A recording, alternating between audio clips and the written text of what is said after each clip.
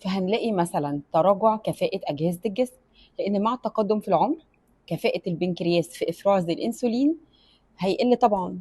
أو كمان الإفراز للأنسولين مش هيبقى بنفس النوع، يعني مش بنفس جودة ما كان بيبقى موجود وأنت في سن الشباب.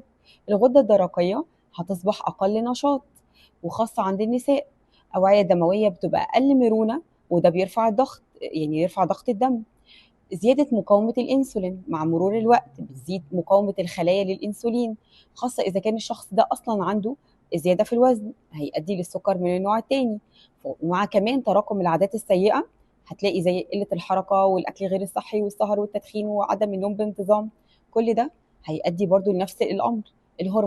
الهرمونات بتتغير في سن الأربعين والخمسين عند النساء مع انقطاع الطمس، أكيد بيأثر على الغدة وعلى الضغط وعلى كمية الدهون. الرجال برضو بيكون نقص في الهرمون. الوراثة كمان بتلعب دور مهم جدا في العمر، يعني ممكن نلاقي في عامل وراثي في عيلة بيبان عليهم التقدم في العمر عن عيلة تانية.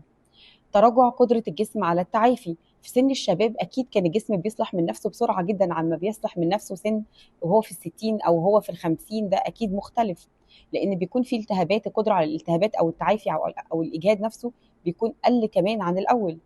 ضعف الجسم العام بيكون اقل. فطبعا دي كلها علامات بنقدر نقول عليها بتظهر مع التقدم في العمر. طب امتى اقول ان العلامات دي خطر؟ مثلا زيادة الوزن حوالين البطن بعد سن الأربعين، بنقول إن، أو هي عموما في أي سن بس خاصة مع الأربعين، احنا بنتكلم عن إن احنا نقي الجسم من أمراض الشيخ، مع إن جسم الإنسان عبارة عن حصالة بنحوش فيها صحة. فمثلا عندنا ظهرت دهون حوالين الوسط، ده معناه ان في خطر من مقاومه الانسولين. في ارتفاع دهون، هنقلل نشويات، ده حلها هنقلل سكريات هنمشي.